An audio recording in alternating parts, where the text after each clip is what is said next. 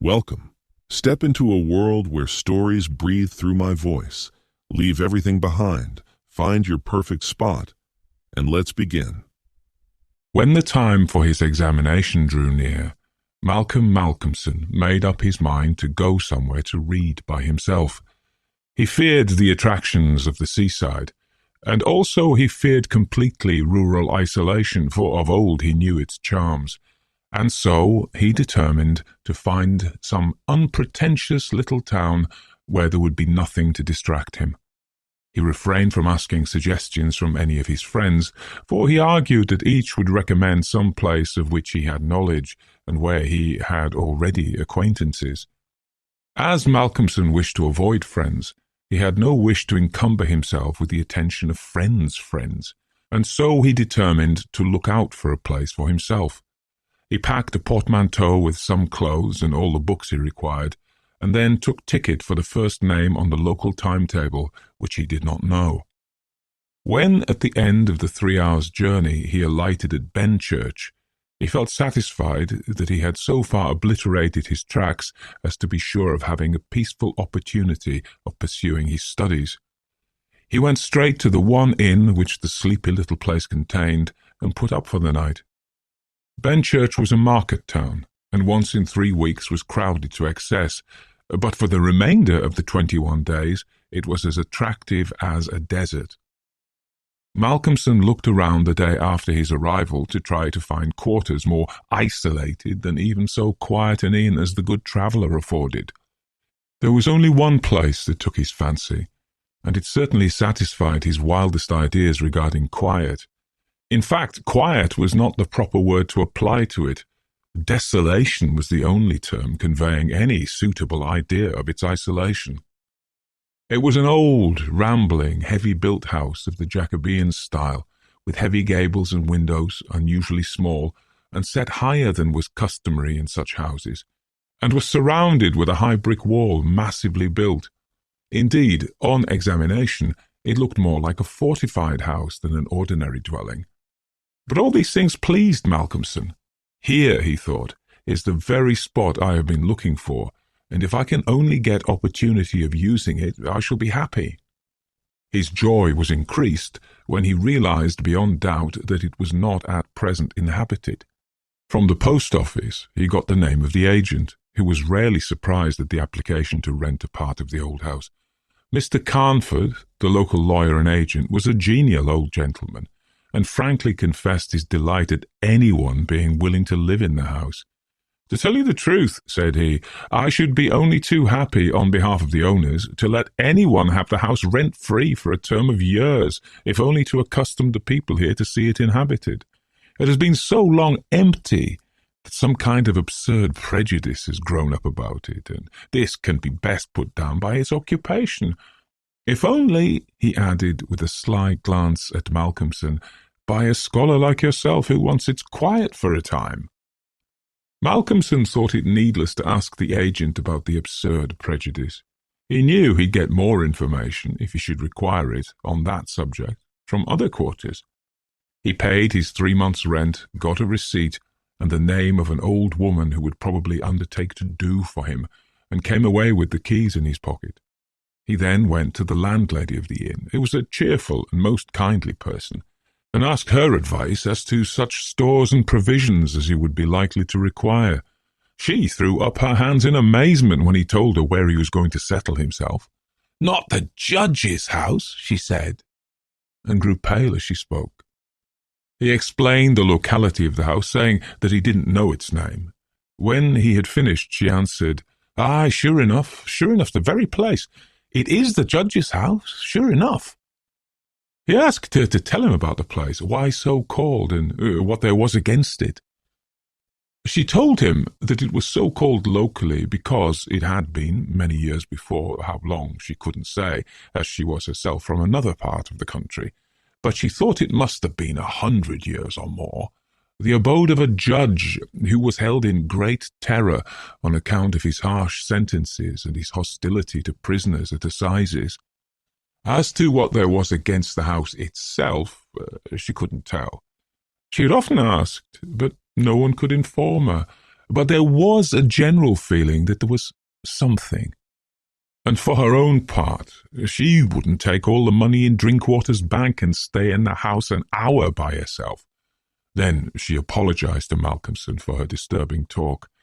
"It's too bad of me, sir, and you, and a young gentleman too, if you'll pardon me saying it, going to live there all alone. If you were my boy, and you'll excuse me for saying it, you wouldn't sleep there a night, not if I had to go there myself and pull the big alarm bell that's on the roof." The good creature was so manifestly in earnest, and was so kindly in her intentions, that Malcolmson, although amused, was touched. He told her kindly how much he appreciated her interest in him, and added, "But my dear Mrs. Witham, indeed you need not be concerned about me. A man who is reading for the Mathematical Tripos has too much to think of to be disturbed by any of these mysterious somethings, and his work is of too exact and prosaic a kind to allow of his having any corner in his mind for mysteries of any kind. Harmonical progressions, permutations and combinations, and elliptic functions have sufficient mysteries for me." Mrs. Witham kindly undertook to see after his commissions, and he went himself to look for the old woman who'd been recommended to him. When he returned to the judge's house with her, after an interval of a couple of hours, he found Mrs. Witham herself waiting with several men and boys carrying parcels, and an upholsterer's man with a bed in a cart, for he said, though tables and chairs might be all very well, a bed that hadn't been aired for mayhap 50 years was not proper for young bones to lie on. She was evidently curious to see the inside of the house, and though manifestly so afraid of some things, that at the slightest sound she clutched on to Malcolmson, whom she never left for a moment, went over the whole place. After his examination of the house, Malcolmson decided to take up his abode in the great dining room, which was big enough to serve for all his requirements, and Mrs. Witham, with the aid of the charwoman, Mrs. Dempster, proceeded to arrange matters. When the hampers were brought in and unpacked, Malcolmson saw that with much kind forethought she had sent from her own kitchen sufficient provisions to last for a few days. Before going, she expressed all sorts of kind wishes, and at the door turned and said, "And perhaps, as the room is big and draughty, it might be well to have one of those big screens put round your bed at night. Though, truth to tell, I would die myself if I were to be so shut in with all kinds of things that put their heads round the sides or over the top and look on me." The image which she had called up was too much for her nerves, and she fled incontinently. Mrs. Dempster sniffed in a superior manner as the landlady disappeared, and remarked that for her own part she wasn't afraid of all the bogies in the kingdom. "I'll tell you what it is, sir," she said. "Bogies is all kinds and sorts of things, except bogies.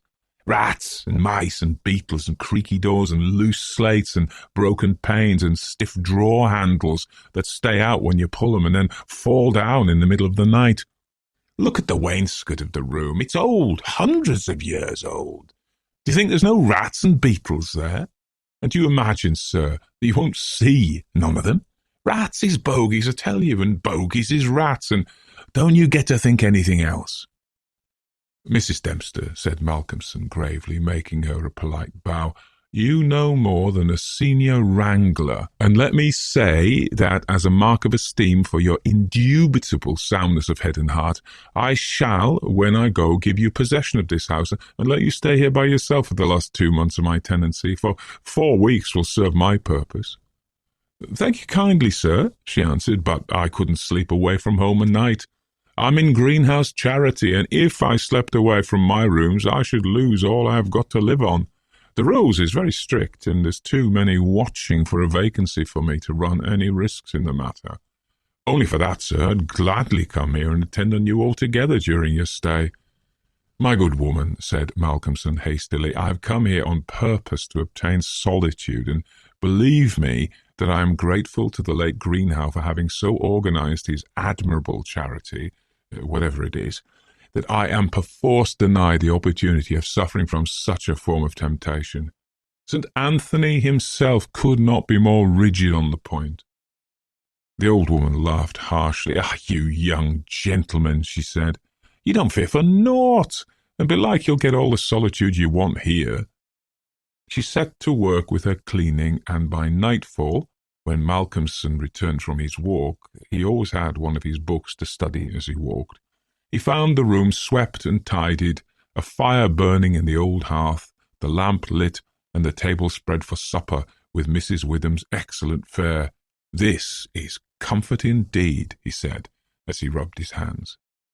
When he had finished his supper and lifted the tray to the other end of the great oak dining table, he got out his books again, fresh wood on the fire, trimmed his lamp, and set himself down to a spell of real hard work. He went on without pause till about 11 o'clock, when he knocked off for a bit to fix his fire and lamp, and to make himself a cup of tea. He'd always been a tea drinker, and during his college life had sat late at work and taken tea late. The rest was a great luxury to him, and he enjoyed it with a sense of delicious, voluptuous ease.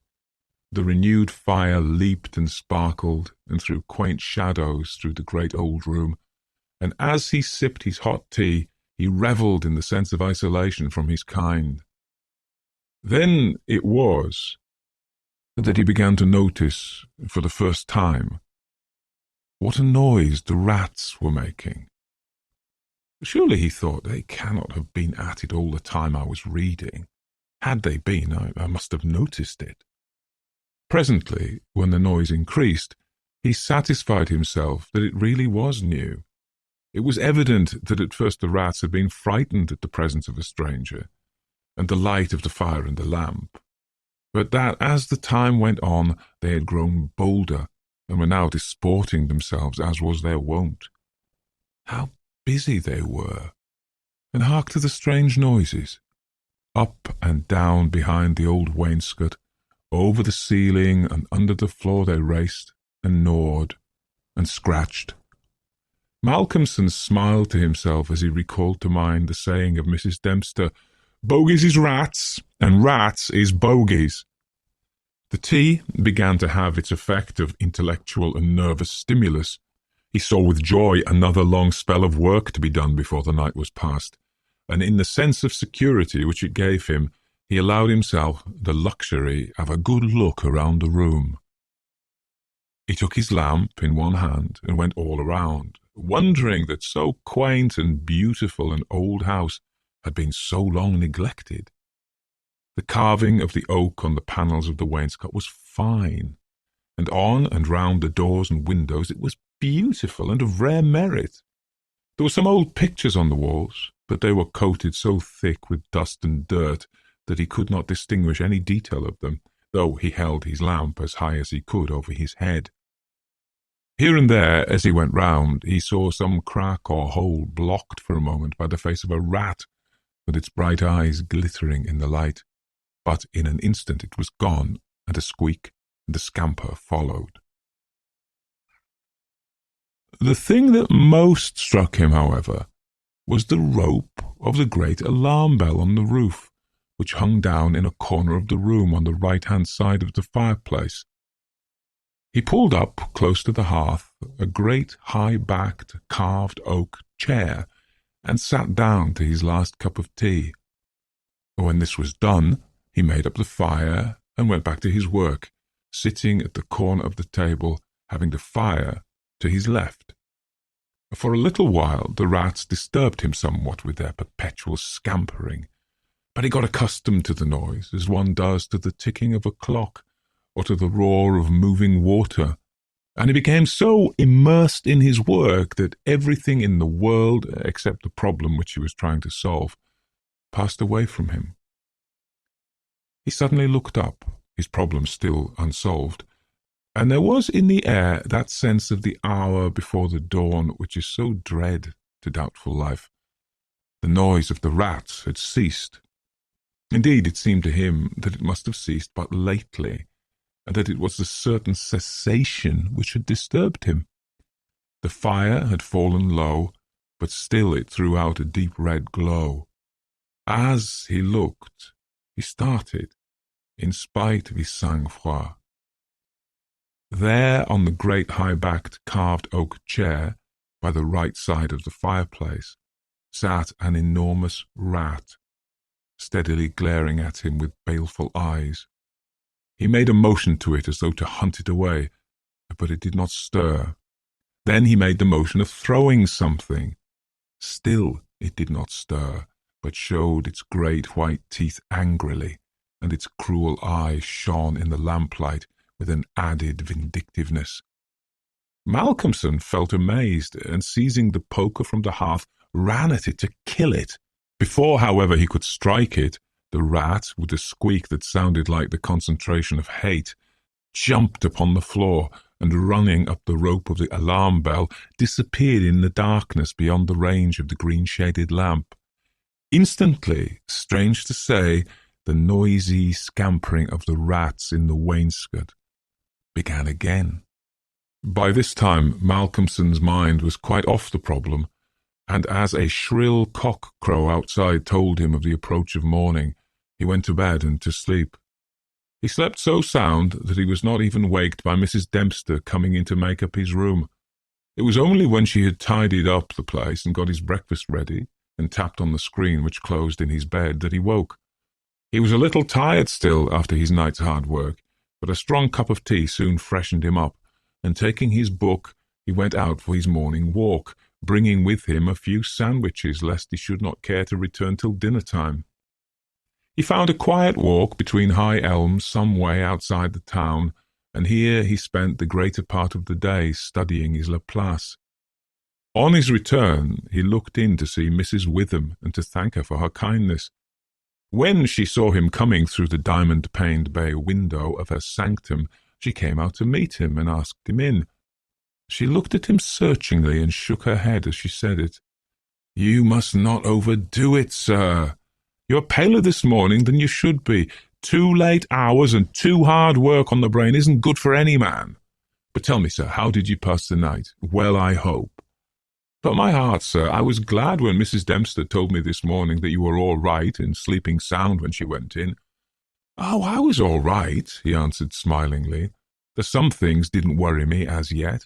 Only the rats and they had a circus, I tell you, all over the place. There was one wicked-looking old devil that sat up on my own chair by the fire and wouldn't go till I took the poker to him, and then he ran up the rope of the alarm bell and got to somewhere up the wall or the ceiling. I couldn't see where, it was so dark." "Mercy on us," said Mrs. Witham. "An old devil and sitting on the chair by the fireside. Take care, sir, take care. There's many a true word spoken in jest." "How do you mean? Upon my word, I don't understand." "An old devil. The old devil, perhaps. There, sir, you needn't laugh." For Malcolmson had broken into a hearty peal. "You young folks thinks it easy to laugh at things that makes older ones shudder. Never mind, sir, never mind. Please God, you laugh all the time. It's what I wish you, myself." And the good lady beamed all over in sympathy with his enjoyment, her fears gone for a moment. "Oh, forgive me," said Malcolmson presently. "Don't think me rude, but the idea was too much for me. That the old devil himself was on the chair last night." And at the thought he laughed again. Then he went home to dinner. This evening the scampering of the rats began earlier. Indeed, it had been going on before his arrival, and only ceased whilst his presence by its freshness disturbed them.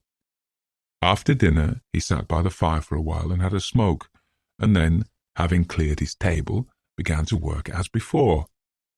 Tonight the rats disturbed him more than they had done on the previous night. How they scampered up and down and under and over, how they squeaked and scratched and gnawed, how they, getting bolder by degrees, came to the mouths of their holes and to the chinks and cracks and crannies in the wainscoting, till their eyes shone like tiny lamps as the firelight rose and fell.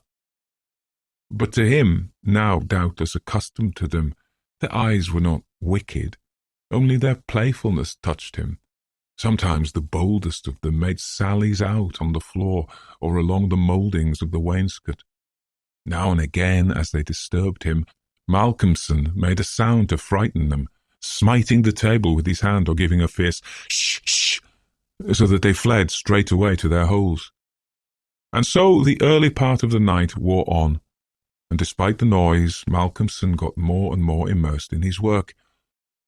All at once he stopped, as on the previous night, being overcome by a sudden sense of silence. There was not the faintest sound of gnaw or scratch or squeak. The silence was as of the grave. He remembered the odd occurrence of the previous night, and instinctively he looked at the chair standing close by the fireside, and then a very odd sensation thrilled through him. There, on the great old high-backed carved oak chair beside the fireplace, sat the same enormous rat, steadily glaring at him with baleful eyes. Instinctively he took the nearest thing to his hand, a book of logarithms, and flung it at it. The book was badly aimed, and the rat did not stir, so again the poker performance of the previous night was repeated, and again the rat, being closely pursued, fled up the rope of the alarm bell. Strangely, too, the departure of this rat was instantly followed by the renewal of the noise made by the general rat community. On this occasion, as on the previous one, Malcolmson could not see at what part of the room the rat disappeared, for the green shade of his lamp left the upper part of the room in darkness, and the fire had burned low.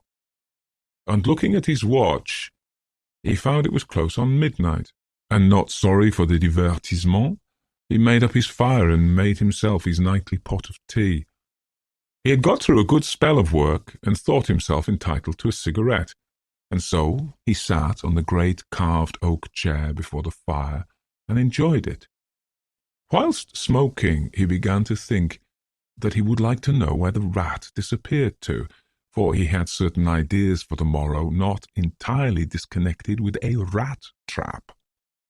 Accordingly, he lit another lamp, and placed it so that it would shine well into the right-hand corner of the wall by the fireplace. Then he got all the books he had with him, and placed them handy to throw at the vermin. Finally, he lifted the rope of the alarm bell and placed the end of it on the table, fixing the extreme end under the lamp. As he handled it, he couldn't help noticing how pliable it was, especially for so strong a rope, and one not in use. You could hang a man with it, he thought to himself. When his preparations were made, he looked around and said complacently, "There now, my friend, I think we shall learn something of you this time." He began his work again, and though, as before, somewhat disturbed at first by the noise of rats, soon lost himself in his propositions and problems. Again he was called to his immediate surroundings suddenly. This time it might not have been the sudden silence only which took his attention. There was a slight movement of the rope, and the lamp moved. Without stirring, he looked to see if his pile of books was within range, and then he cast his eye along the rope. As he looked, he saw the great rat drop from the rope on the oak armchair, and sit there, glaring at him. He raised a book in his right hand and, taking careful aim, flung it at the rat. The latter, with a quick movement, sprang aside and dodged the missile. He then took another book and a third and flung them one after another at the rat, but each time unsuccessfully. At last, as he stood with a book poised in his hand to throw, the rat squeaked and seemed afraid. This made Malcolmson more than ever eager to strike, and the book flew and struck the rat a resounding blow. It gave a terrified squeak, and turning on his pursuer a look of terrible malevolence, ran up the chair back and made a great jump to the rope of the alarm bell, and ran up it like lightning. The lamp rocked under the sudden strain, but it was a heavy one and did not topple over.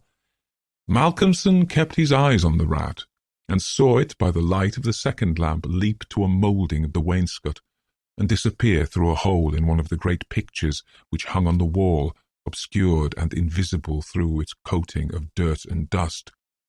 I shall look up my friend's habitation in the morning, said the student, as he went over to collect his books. The third picture from the fireplace. I shall not forget. He picked up the books one by one, commenting on them as he lifted them.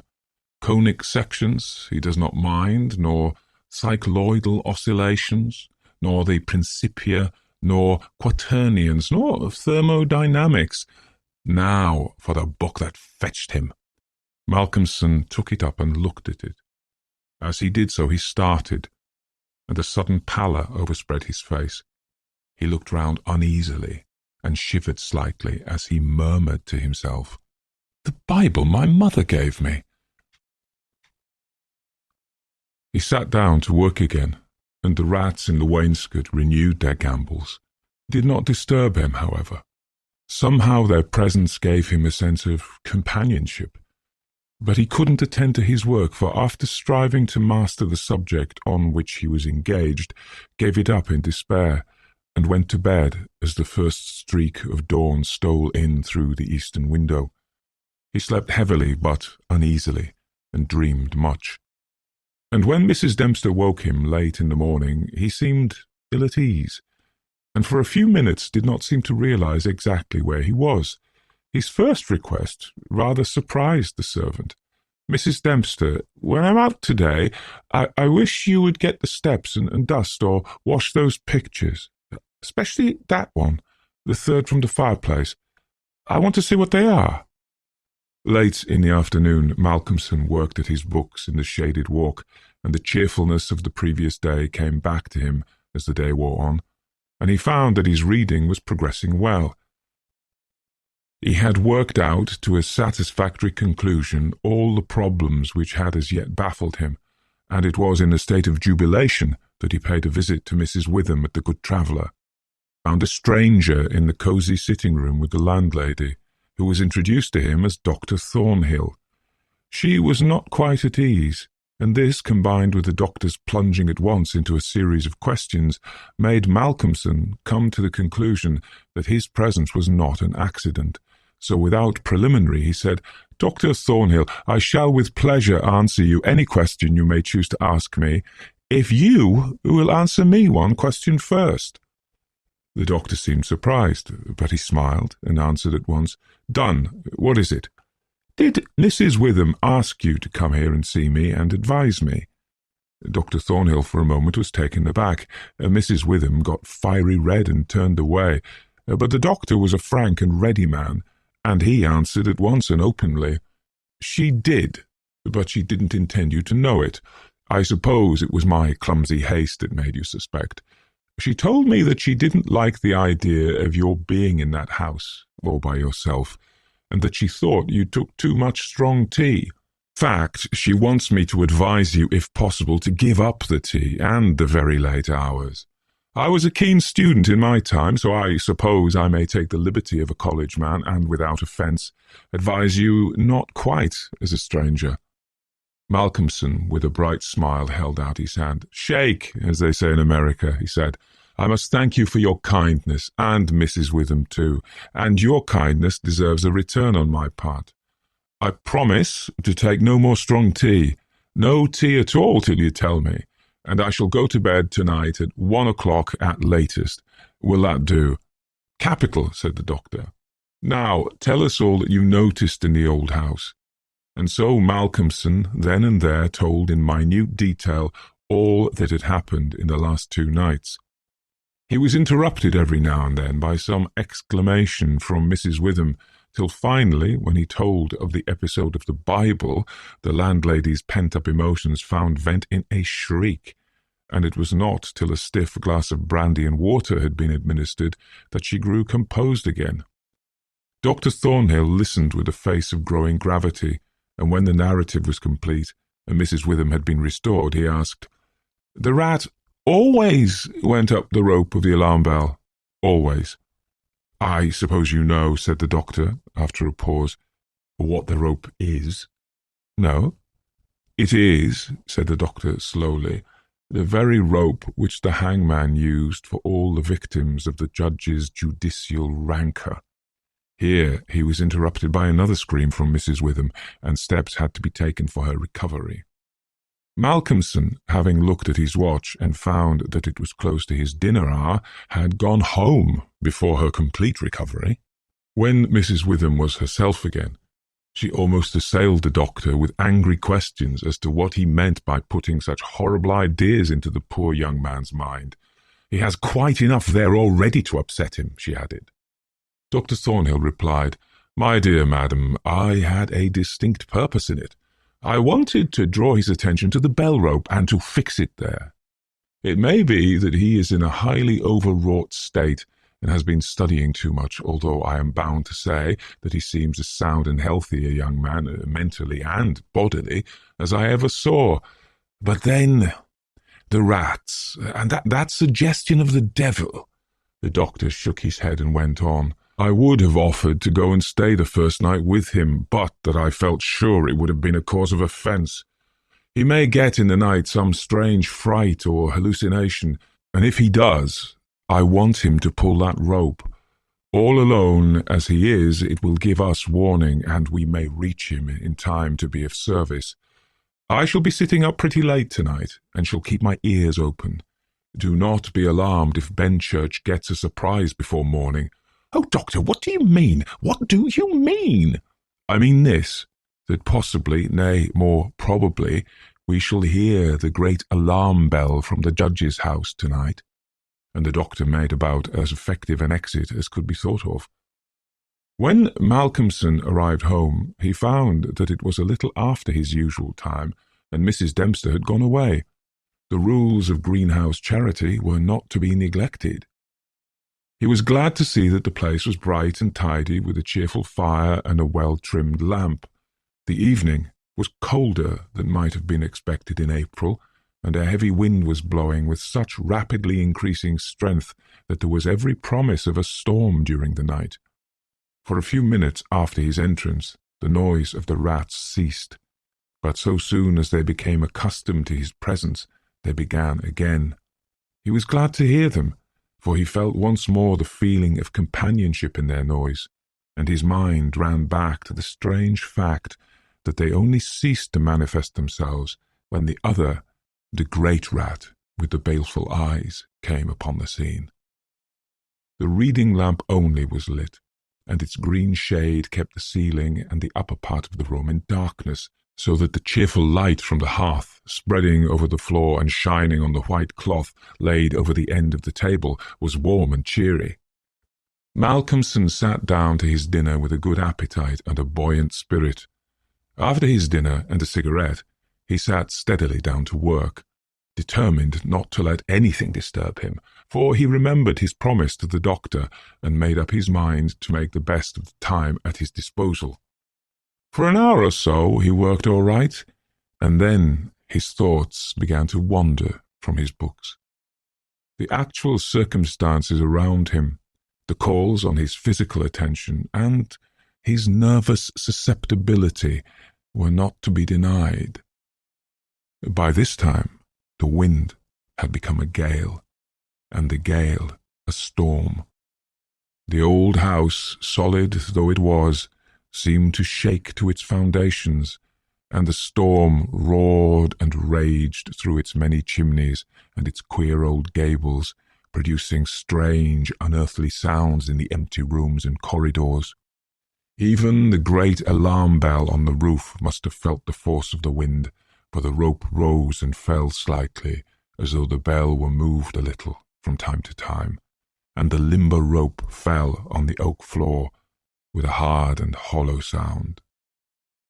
As Malcolmson listened to it, he bethought himself of the doctor's words. It is the rope which the hangman used for the victims of the judge's judicial rancour. And he went over to the corner of the fireplace and took it in his hand to look at it. There seemed a sort of deadly interest in it, and as he stood there, he lost himself for a moment in speculation as to who these victims were, and a grim wish of the judge to have such a ghastly relic ever under his eyes. As he stood there, The swaying of the bell on the roof still lifted the rope now and again. But presently there came a new sensation, a sort of tremor in the rope, as though something was moving along it. Looking up instinctively, Malcolmson saw the great rat coming slowly down towards him, glaring at him steadily.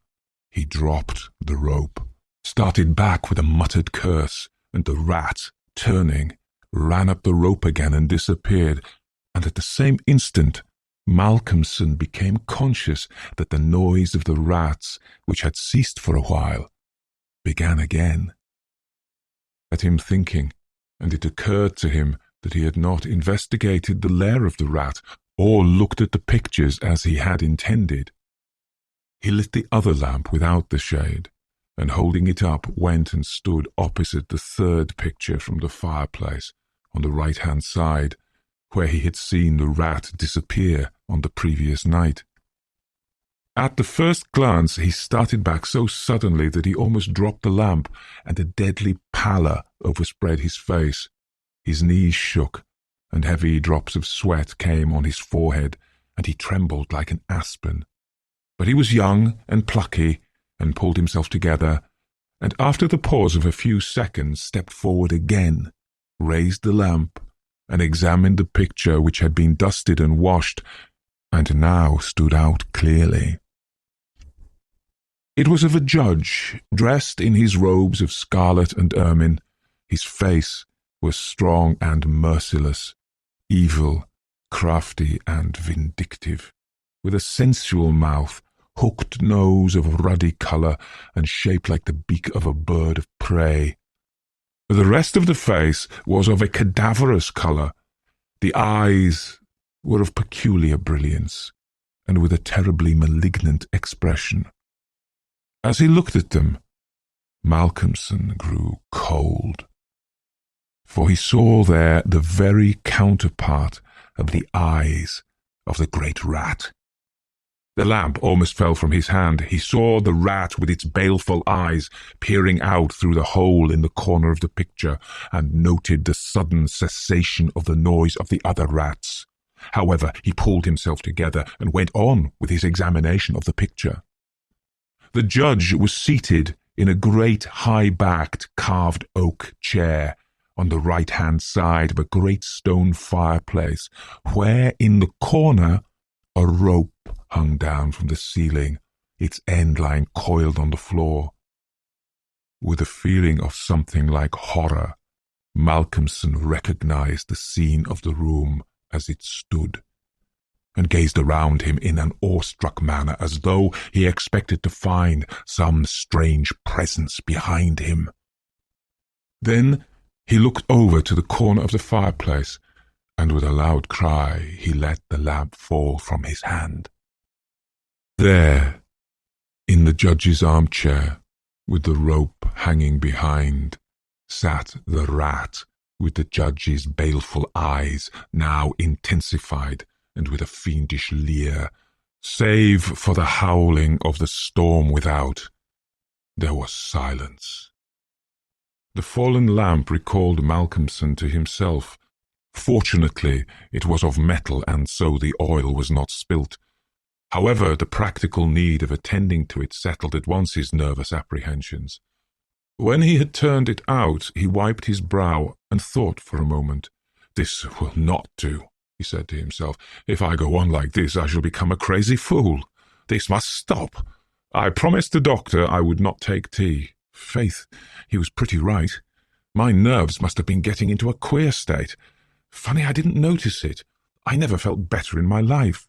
However, it's all right now, and I shall not be such a fool again." Then he mixed himself a good stiff glass of brandy and water, and resolutely sat down to his work. It was nearly an hour when he looked up from his book, disturbed by the sudden stillness.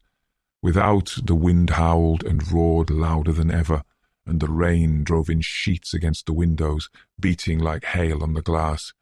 But within, there was no sound whatever, save the echo of the wind as it roared in the great chimney, and now and then a hiss as a few raindrops found their way down the chimney in a lull of the storm. The fire had fallen low and had ceased to flame, though it threw out a red glow. Malcolmson listened attentively, and presently heard a thin squeaking noise, very faint. It came from the corner of the room where the rope hung down, and he thought it was the creaking of the rope on the floor as the swaying of the bell raised and lowered it. Looking up, however, he saw in the dim light the great rat clinging to the rope and gnawing it.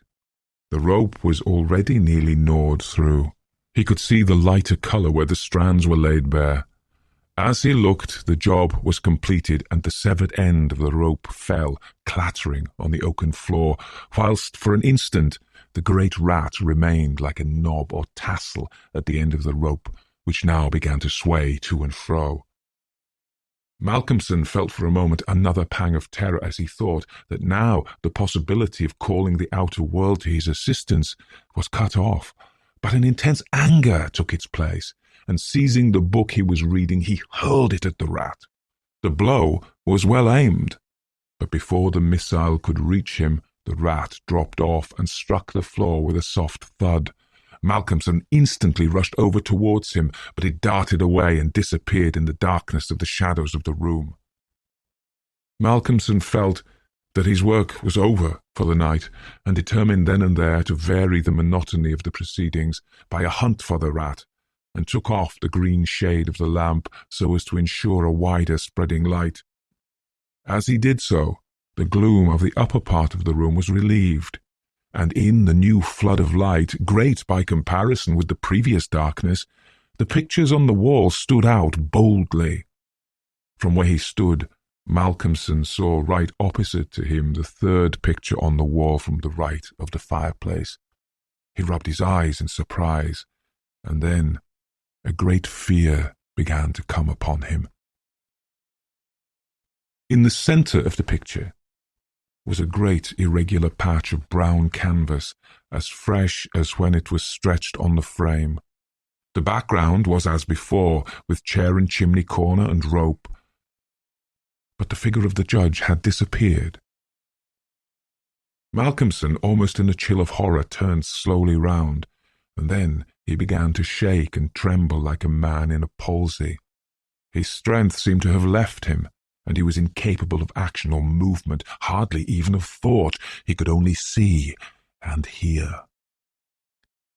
There, on the great high-backed, carved oak chair, sat the judge, in his robes of scarlet and ermine, with his baleful eyes glaring vindictively, smile of triumph on the resolute, cruel mouth, as he lifted with his hands a black cap.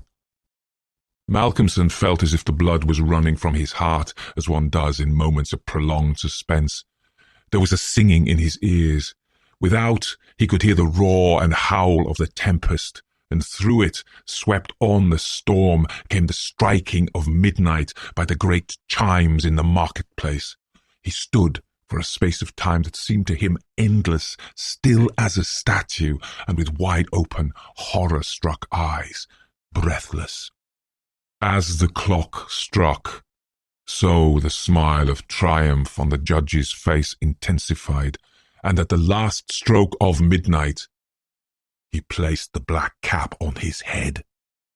Slowly and deliberately, the judge rose from his chair and picked up the piece of rope of the alarm bell which lay on the floor, drew it through his hands, as if he enjoyed its touch, and then deliberately began to knot one end of it, fashioning it into a noose. This he tightened and tested with his foot, pulling hard at it till he was satisfied, and then making a running noose of it, which he held in his hand. Then he began to move along the table on the opposite side to Malcolmson, keeping his eyes on him until he had passed him, when, with a quick movement, he stood in front of the door. Malcolmson then began to feel that he was trapped and tried to think of what he should do. There was some fascination in the judge's eyes which he never took off him, and he had perforce to look. He saw the judge approach, still keeping between him and the door, and raise the noose and throw it towards him as if to entangle him. With a great effort he made a quick movement to one side and saw the rope fall beside him and heard it strike the oaken floor. Again the judge raised the noose and tried to ensnare him, ever keeping his baleful eyes fixed on him, and each time by a mighty effort the student just managed to evade it. So this went on for many times, the judge seeming never discouraged nor discomposed at failure, but playing as a cat does with a mouse. At last, in despair, which had reached its climax, Malcolmson cast a quick glance round him. The lamp seemed to have blazed up, and there was a fairly good light in the room. At the many rat-holes, and in the chinks and crannies of the wainscot, he saw the rat's eyes, and this aspect, that was purely physical, gave him a gleam of comfort. He looked around and saw that the rope of the great alarm bell was laden with rats. Every inch of it was covered with them, and more were pouring through the small circular hole in the ceiling whence it emerged, so that with their weight the bell was beginning to sway. Hark! It had swayed till the clapper had touched the bell.